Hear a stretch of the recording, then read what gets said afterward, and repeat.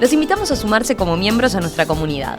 De esta manera podrán acceder a beneficios exclusivos, intercambios en vivo con integrantes del equipo de En Perspectiva, newsletters especiales y bonificaciones en productos y servicios. Y sobre todo, estarán apoyando nuestro proyecto de periodismo profesional e independiente.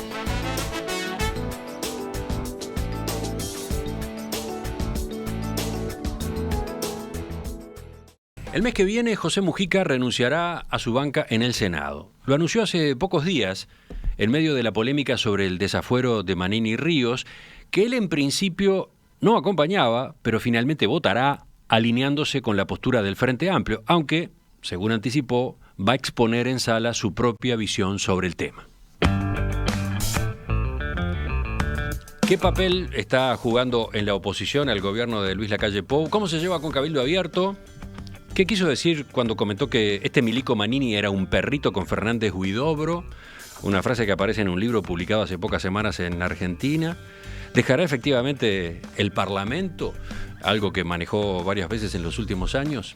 Vamos a conversar con él. En los próximos minutos estamos con el senador y expresidente de la República, José Mujica. Senador Mujica, buen día. Gracias por acompañarnos. Un gusto saludarlo. Una pregunta para empezar. Usted ya se había retirado del Senado, pero en mayo del año pasado comunicó que iba de nuevo, ¿no? Que encabezaría la lista del MPP. Sí. Dijo, voy a ir al Parlamento para pelear por los derechos conquistados que tiene este pueblo uruguayo. Y llamó la atención con eso porque alguna gente dijo, bueno, pero está considerando entonces la posibilidad de que el Frente Amplio pierda, cosa que efectivamente ocurrió. ¿Cómo se ha llevado entonces? ¿Qué ha hecho en el Parlamento en estos meses? Nada. Así, como le dije, nada. Una presencia nominal. ¿Por qué? Por dos cosas. La más importante, la política es, entre otras cosas, relaciones humanas. Y apareció este fenómeno de la pandemia. Y yo estoy en el punto de mira no solo por la edad, sino por padecer una enfermedad inmunológica crónica que ni siquiera me permitiría vacunarme si existiera una vacuna maravillosa. Entonces, tengo que refugiarme en el único mecanismo, evitar todos los contactos posibles. Sí, usted pasó varios meses sin ir directamente al Parlamento. Sí, y cuando empecé a ir, me encontré con la segunda realidad, el segundo motivo, que estaba afuera.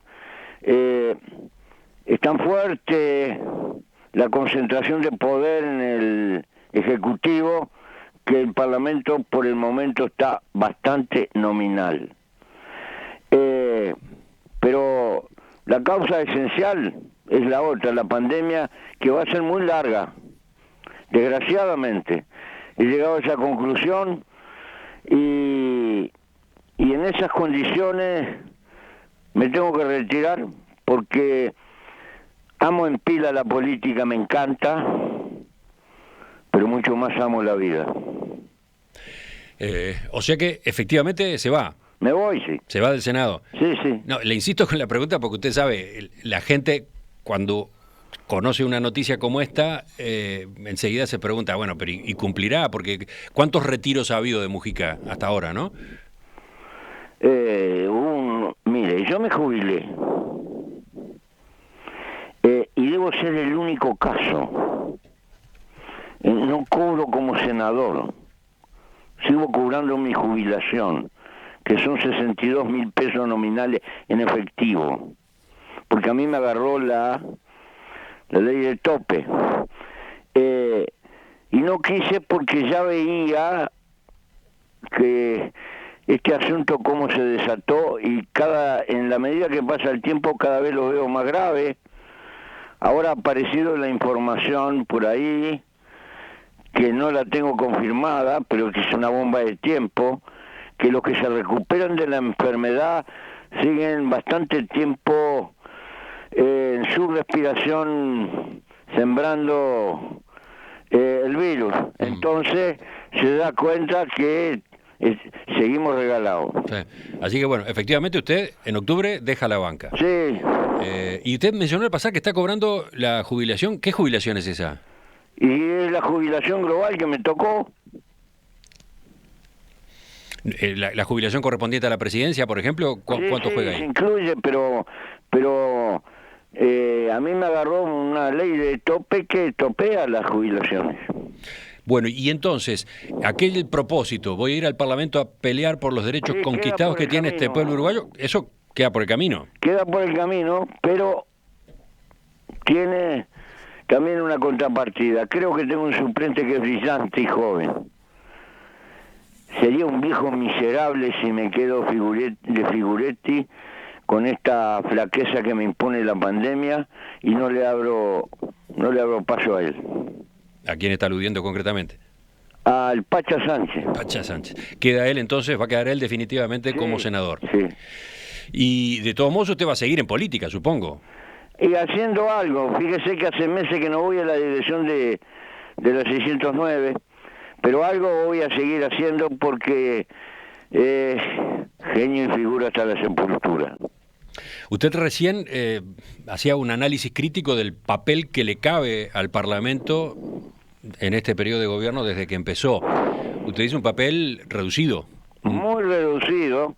¿Por qué? Un proyecto de ley de génesis del propio Parlamento, ninguna facturación importante del propio Parlamento, más bien funciona como un reflejo. Y entonces, más en general, ¿cuál es su visión a propósito de la administración encabezada por Lacalle Pou? Es contradictoria, acompaño que está bien la preocupación de lograr equilibrios fiscales. No puedo acompañar la filosofía que el costo principal lo paguen los asalariados de este país. Sí, ahí les sintetizo mi discrepancia fundamental. ¿Puede explicarlo un poco mejor? ¿Usted se refiere a qué? ¿A lo que va a pasar con el salario real, de acuerdo a lo que se está previendo? Con la pérdida del salario real y pérdida de poder adquisitivo de las jubilaciones, que es lo que cuenta. Y una renuencia a pedirle colaboración a los sectores de altos ingresos, porque considerar que eso es una señal negativa, como se dijo expresamente, en contra del espíritu de inversión. Usted reconoce, lo señalaba recién, hay un problema, con las cuentas públicas hay un problema. El déficit fiscal que recibió este gobierno es muy alto, era de más del 5%, ahora con 5% del PBI, ahora con la emergencia sanitaria y sus consecuencias económicas va a subir todavía, ¿no? Pero ojo, la emergencia sanitaria cambió todos los parámetros a nivel del mundo. La administración del señor Trump, cuando se retire, el gobierno norteamericano va a terminar debiendo más que el PBI norteamericano. Ha habido un cambio de carácter colosal, si no, no se entendería esa inundación monetaria que están haciendo en el mundo rico. Y la enorme flexibilidad que hubo en las cuentas, por ejemplo, con la deuda argentina. Estamos en un mundo que es distinto, por ahora. Seguro se murió en la sopa, eso se lo acepto. Pero comparto la filosofía de preocuparse por la estabilidad fiscal, pero no comparto el camino elegido de solamente acordarse de los trabajadores. Para usted, ¿qué otro tipo de medidas debió haberse tomado? ¿Hablaba de tributos, de impuestos concretamente? Yo creo que los sectores que tienen buenos ingresos tendrían que haber colaborado con el efecto pandemia. Lo dije desde el primer momento, no se puede considerar que todo es lo mismo, hay una alta burocracia privada que algo podía haber puesto, y además a los que se le cobró 2 meses fue un verdadero saludo a la bandera. Creo que había que hacer un esfuerzo más largo, pero bueno. ¿Usted se refiere a lo que se cobró 2 meses de impuestos a los funcionarios públicos, a los altos cargos de funcionarios públicos? Sí, creo que fue un saludo a la bandera. Nadie, cuando se tienen ingresos importantes, nadie sacrifica la olla ni cosa, va a sacrificar algún gasto relativamente suntuario de carácter soportable. cuando usted le rebaja al que gana 15, 20 mil pesos y le saca 500, ese lo va a sentir en la comida. Cuando le saca a alguien que gana arriba de los 100.000, bueno, tendrá dificultades para cambiar el auto, algún viaje, etcétera, pero no tiene ningún sacrificio fundamental. Desde luego, comparto que a nadie le gusta que le metan la mano en el bolsillo. El bolsillo es el órgano más sensible de la humanidad. ¿Usted tiene diálogo con el gobierno? Mira, ayer tuve una larga conferencia con el presidente de Colombia, pero con el gobierno uruguayo no hablo. Hablo con él, alguna vez hablo con el presidente argentino y con algún otro por ahí. Una pregunta que yo quería hacerle era, justamente teniendo en cuenta su condición de expresidente, ¿qué tipo de vinculación tenía con el actual presidente, con la calle Pou en particular, o con gente de su entorno, si podía jugar algún papel? Yo no voy donde no me llaman. Si me llaman, agradezco y respondo con caballerosidad. Creo que el gobierno tiene, de hecho, trazado un camino totalmente autónomo de la oposición. Entre la calle Pou y Tabaré Vázquez, lo sabemos bien, hubo una muy mala relación, o mejor dicho, una relación congelada e inexistente durante mucho tiempo. Se normalizó ese vínculo, se restauró ese vínculo ahora en el periodo de la transición. Tuvieron más de una conversación, bueno, fueron juntos a Buenos Aires cuando asumía el presidente Alberto Fernández. Después han tenido algún encuentro y ahora están debatiendo públicamente, ¿no? Vázquez habla y critica al gobierno en esos encuentros con militantes del Frente Amplio, la calle Pou le responde a través de los medios. Con usted, ¿cómo ha sido la relación? La calle Pou, Mujica, ¿qué tipo de vínculo es ese? Ninguna relación. ¿Nunca? No, prácticamente nunca. Ajá. ¿Hace cuánto tiempo que usted no se reúne, no habla con él? La última vez que hablé con él fue en el catafalco de la Asamblea General cuando asumió el gobierno y procedía institucionalmente a tomarle juramento. Con el senador José Mujica ya retomamos enseguida esta entrevista. ¿Cómo es la relación de Mujica con Manini Ríos? ¿Cómo está viendo la realidad actual de la República Argentina en lo político, en lo económico? Con esos temas volvemos enseguida. Senador Mujica, usted dijo que con el presidente de la calle Pou no tiene contacto, no tiene vínculo. ¿Qué pasa con Larrañaga, por ejemplo, con el ministro del Interior? ¿Tampoco? Hablé un par de veces por teléfono con él, sí. Ajá. Por cuestiones locales, particulares. ¿Cómo cuestiones locales? ¿Qué quiere decir eso? Por ejemplo, alguien de mi custodia tuvo unos tiros y un suceso que estuvo en el hospital, y en fin, por esas cosas. No, pensé que habían estado discutiendo temas de seguridad pública, la gestión del Ministerio del Interior. Me tengo juramentado no abrir la boca. Lo que recuerdo bien que le dije que estaba loco agarrar ese viaje, que era el fin de su carrera política, que era la tumba de los cra.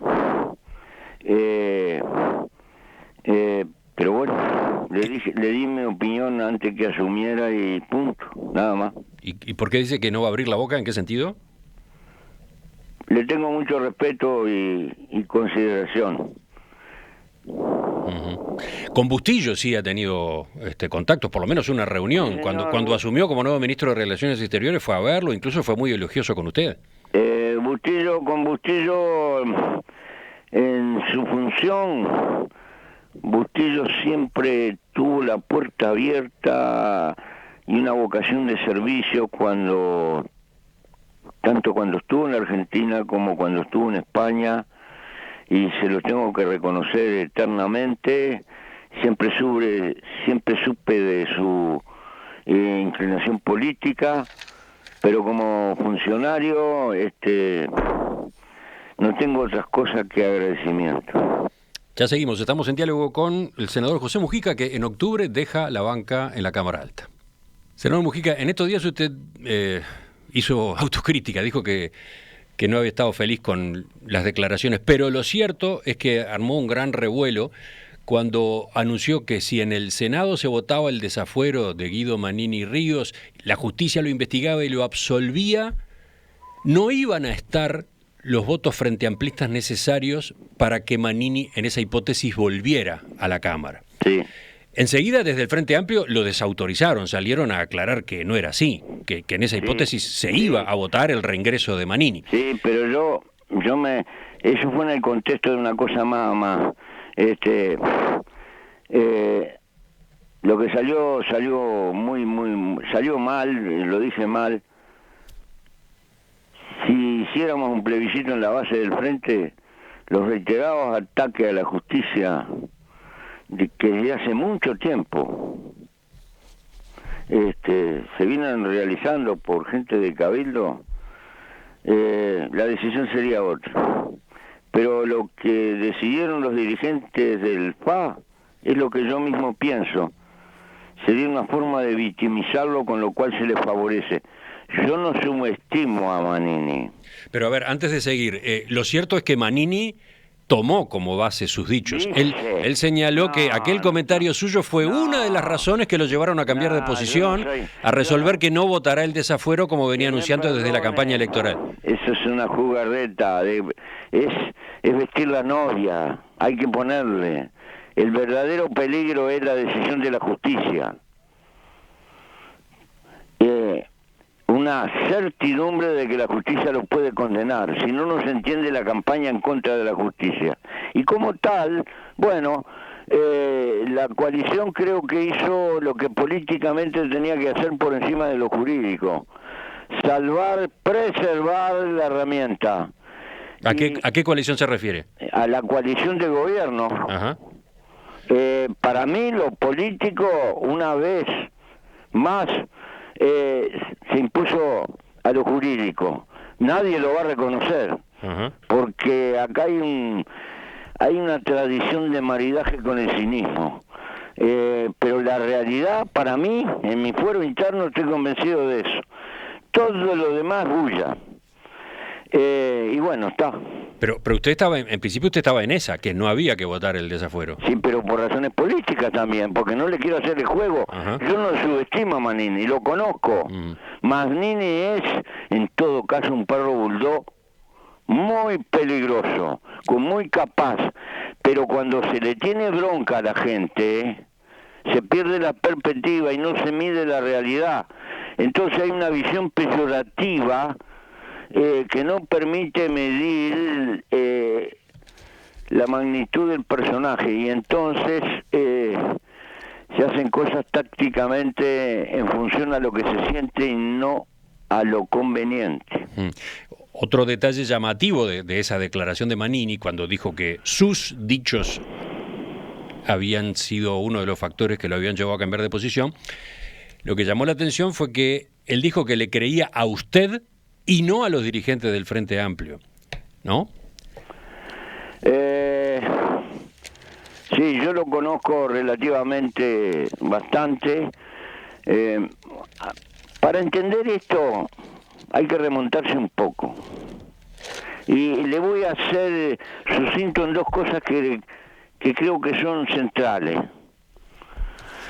Cuando Eleuterio asumó la responsabilidad del Ministerio de Defensa, se trazó dos grandes rumbos. Uno, el nunca más. Como estudioso de las cuestiones militares, él había llegado a esta conclusión: los golpes de Estado en el mundo entero, impulsados por Fuerzas Armadas, cuando no lograron la unidad de la oficialidad, tendieron a fracasar. Y cuando lograron la unidad de la oficialidad, triunfaron. Por eso había que trabajar, entendía, todo lo que se pudiera en la conciencia de la oficialidad más inteligente de la importancia que tiene a la larga el respeto institucional. Partida de esta base, lo que fallan son los hombres y los partidos. Hay que preservar las instituciones, porque cuando se atropella contra las instituciones, todo es mucho peor. Y él veía que la verdadera garantía de nunca más, pero esto suponía verdadera intimidad política, no la relación de un jerarca a la distancia, sino largas discusiones sobre estas cosas, sobre todo con la oficialidad más inteligente. El segundo rumbo que se había planteado era lo siguiente: si se quiere conseguir un poco de información en la cuestión de derechos humanos, hay que intimar con la oficialidad joven, que no tiene responsabilidad directa con el pasado, pero por el carácter endógeno que tiene. ¿A qué le llama oficialidad joven? La que hay ahora, que no tiene nada que ver con lo que pasó, sí. Pero por el carácter muy endógeno, parentescos, etcétera, etcétera, puede ser el vínculo para conseguir información que permita ir esclareciendo cosas. Y vaya que trabajó en ese sentido, en todo lo que pudo. Usted ahí está respondiendo a insatisfacción o directamente malestar que en una parte de la izquierda existe con Fernández Huidobro, porque se entiende que ocurrió lo contrario, que no movió, que no trabajó para la búsqueda de información, por ejemplo, sobre los desaparecidos. No, trabajó por otros caminos, trabajó distinto, partía de la base.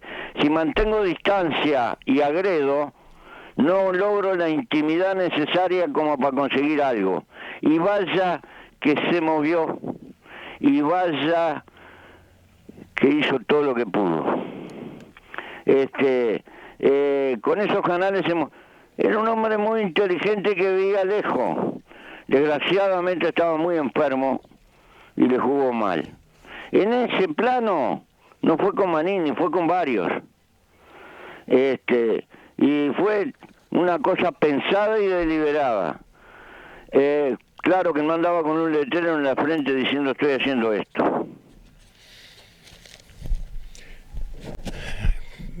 Estoy pensando por dónde sigo a partir de lo que acaba de señalar, porque en esta publicación que hizo Búsqueda en el día de ayer, tomando frases suyas del libro Mujica por Pepe, conversaciones con Nicolás Trota, este libro que se publicó en Argentina hace pocas semanas, escrito por quien es hoy el ministro de Educación del gobierno de Alberto Fernández. Sí, pero entonces no lo era. Bueno, en ese libro, ahora le voy a preguntar por su relación con Trota, pero en ese libro usted cuenta, por ejemplo, lo siguiente. Varias veces nos hemos reunido por ahí, se refiere a Manini. Los tipos tienen confianza, es mutuo, pero se cagan con el resto, agrega. Con el ñato, Fernández Huidobro, lo hicimos. Juntamos la pesada de generales y coroneles, unos 35 serían. Hicimos un asado en Anchorena, los invitamos, y hasta el día de hoy no salió en la prensa. Y ahí había milicos fachos, de todo había. ¿Qué fue esa reunión en Anchorena? ¿Para qué la armaron? Para lo que le dije, querido. Eleuterio buscaba ir trazando caminos de intimidad a los efectos de poder conseguir información. De lo contrario, partía que con la bulla no se conseguía nada. Se movió así. ¿Quiénes fueron a esa reunión? No importa. Pero del lado del gobierno, ¿quiénes fueron? ¿Usted, Fernández Huidobro? ¿Qué otras autoridades había? Nadie más. ¿Y del lado militar había militares en actividad y retirados también? No. ¿Solo oficiales? No, sí. ¿Eso a qué altura de su gobierno fue? Y en algún momento cuando él era ministro. ¿Y qué resultado dejó? ¿Qué resultado dejó ese encuentro? El resultado no se lo voy a decir porque las líneas no se queman. ¿Para usted fue satisfactoria esa reunión? Para mí era parte de una política que tenía trazado Eleuterio y yo lo acompañé. Pero, por ejemplo, de esa reunión salieron algunas líneas de investigación en busca de información. No le voy a decir nada. Uh-huh. Usted se jacta de eso, de que el encuentro no trascendió a la prensa. Yo no me jacto de nada. No, pero dice que logró que no se conociera. Yo digo lo que tengo que decir hasta donde llega un límite. Después, soy dueño de mi silencio. Sí, lo entiendo. Yo pregunto y usted llega hasta donde entiende conveniente llegar. Pero voy sobre otra frase suya en ese libro. Dice, nosotros podemos hacer políticas, pero el resto de la izquierda no nos acompaña, ¿entendés? Eran unos guarangos, sacaron el síndrome de Estocolmo. Los que anduvimos con los fierros le damos importancia a los fierros. Entonces te rompes todo y te tiran toda la mierda con unas declaraciones de mierda. ¿De qué está hablando? ¿Qué políticas intentaron hacer ustedes y el resto de la izquierda no acompañó? Porque hay una cosa evidente. Yo no digo que el poder acá del fusil, pero al fusil hay que respetarlo. Y si no lo querés tener en contra, por lo menos tenés que luchar para que respete. Si nos preocupamos por el futuro del nunca más, tenemos que procurar entender que eso es parte de nuestra sociedad. Y si le vivo cobrando a los de hoy las cuestiones del pasado, siempre los voy a tener en contra. Porque nunca vas a ganar a quien empiezas por despreciar. Uh-huh. Es curioso que usted ponga de por medio los fierros, la comunión de los fierros. Sí, es un lenguaje. Cuando me refiero a la importancia que tienen en la historia los aparatos armados. Pero justamente... Porque en las cuestiones, en los aparatos armados, en los ejércitos, la vieja definición de Clausewitz, la guerra es la política por otros medios, tiene una parte esencial de verdad. Siempre hay preocupación política. Y se termina haciendo política por el camino de las logias, casi conspirativamente. Es inevitable. Entonces, estas cosas hay que ponerlas arriba de la mesa, pero hay demasiados prejuicios en nuestras sociedades. Claro, pero esa sintonía que por el vínculo a través de las armas tienen muchos dirigentes del MPP, o mejor dicho, veteranos dirigentes del MLN con oficiales de las Fuerzas Armadas, usted sabe que al mismo tiempo es vista con recelo, con sospecha, incluso dentro de la izquierda, ¿no? Se supone que de esa relación, de eso que usted mismo señalaba hace un rato, de que no se puede confrontar, de que no se puede estar distanciados y manteniendo un vínculo frío, sino que hay que intimar. Bueno, de esa relación pueden salir después compromisos, pueden salir pactos que traben algunas de las líneas de acción, ¿no? No, más bien es al revés.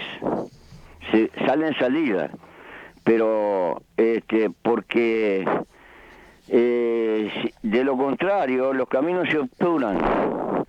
Es exactamente al revés, porque nadie deja el alma por tener relaciones. Uno no deja de pensar, es absolutamente, es parte de la realidad. La realidad no se puede evitar porque no me gusta, la realidad existe. Por lo tanto, hay que asumir cuál es el camino más lógico para influir en esa realidad. Y bueno, estos parece que se pierde virginidad ideológica. ¿Cómo es su relación con Manini concretamente? No tengo ninguna relación. Ahora no tengo relación casi con nadie. No le digo que estoy recluido. Pero a ver, vuelvo al libro. 2 frases suyas. Yo a Manini lo llamo mañana y mañana está acá. Vino varias veces a mi casa y hablamos. Varias veces nos hemos reunido por ahí. Pero eso cuando tenía sentido la discusión militar, cuando discutimos el cambio militar, dése cuenta, por ejemplo, la contradicción de lo que usted me está planteando. Nosotros tratamos de impulsar el cambio legislativo en todo lo posible, incluso disminuir la cantidad de oficiales superiores. Ahora Manini logró exactamente lo contrario en esta ley de presupuesto, ¿verdad? Quiere decir que no hubo ninguna clase de acuerdo ni acomodo. Por el contrario, tener relaciones no significa... En ese momento discutimos mucho, tampoco estuvimos de acuerdo. Marcelo Stefanel, supongo que lo conoce bien, Sí. escritor, integrante del MLN, en su momento dijo en Voces hace pocos días en una larga entrevista que a Manini lo nombraron comandante en jefe porque se buscaba alguno que no fuera masón. Y eso ocurrió justo al final de su presidencia, ¿no? En las últimas semanas de su presidencia. ¿Hubo algo de eso?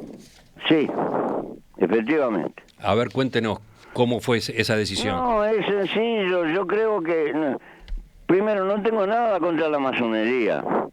Lo que llama la atención, la cantidad de oficiales que se han hecho masones. Y uno colige que es una manera de luchar por los ascensos.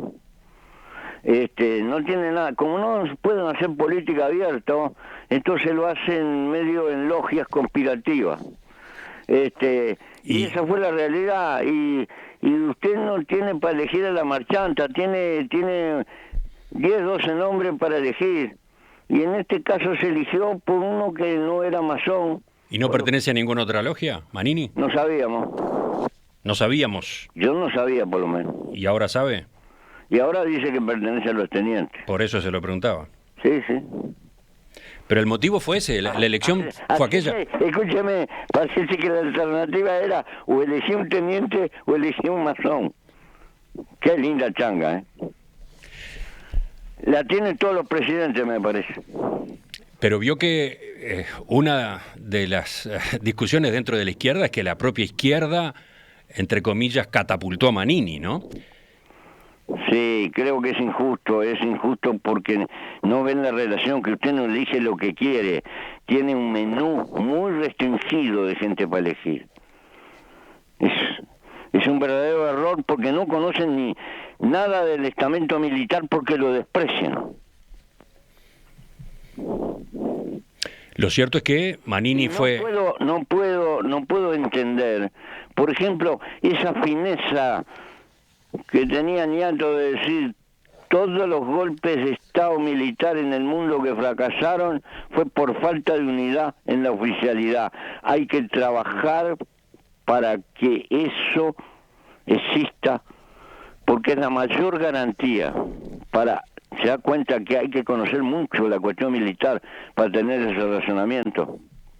¿Y cómo analiza usted lo que fue la gestión de Manini como comandante en jefe del ejército que transcurrió durante toda la presidencia de Tabaré Vázquez? Creo que metió la pata, que se durmió en la información y la metió por partida doble, metió la pata con esa carta atacando a la justicia que colmó el vaso.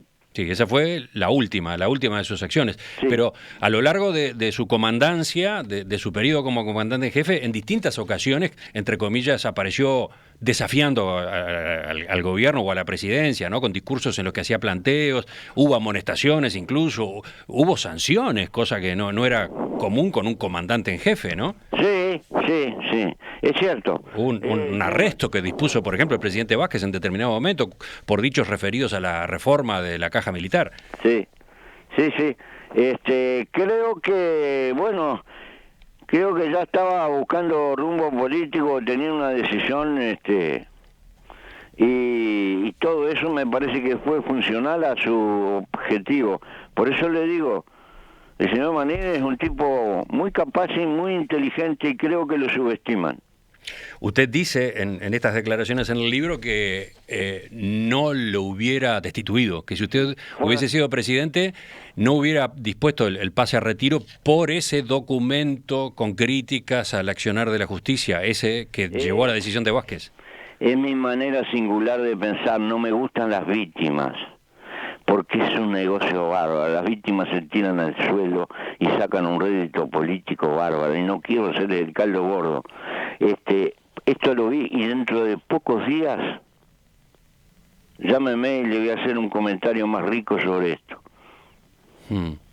Lo cierto es que si Vázquez no lo destituía en ese momento, ya el lanzamiento político de Manini no era posible porque los tiempos no le iban a dar, ¿no? Sí. Claro, exactamente. Creo que en todo el último periodo Manini pergeñaba el martirologio político para revestir una aureola que le sirviera y catapultar el movimiento que llevó adelante. Pero eso es una conjetura mía. Bueno, me queda pendiente entonces esa consulta dentro de unos días, como te decía. Pero para terminar con Manini, esta frase también del libro: este milico Manini era un perrito con el ñato Fernández Huidobro. Es fuerte esta expresión suya. Pero, escuche, los Bulldog son perritos también. Eran perritos por la sociabilidad y todo lo demás. Manini no es ningún monigote que lo maneje cualquiera con un piolín. Es otra cosa. Esto es una imagen. Yo le tengo admiración a los perros. ¿Me entiende? No tengo una visión peyorativa, le tengo realmente admiración. Y creo que Manini se comportaba como un perro muy inteligente. ¿Por qué tenía esa relación con Fernández Huidobro? Demasiado inteligente. ¿De dónde venía esa afinidad con Fernández Huidobro? No, creo que era la política que había asumido, no con Manini, sino en general. Huidobro atrás de los objetivos que perseguía. Por eso le aclaré cuáles eran los dos grandes rumbos que tenía. Uh-huh. Cuando estamos con gente un poco más inteligente que el promedio, nos encontramos con realidades que no preveíamos. Este es un caso. Cabildo Abierto no la previeron, por ejemplo. Claro. Uh-huh. Enseguida completamos la entrevista. Ya volvemos con la última parte de esta entrevista con el senador José Mujica.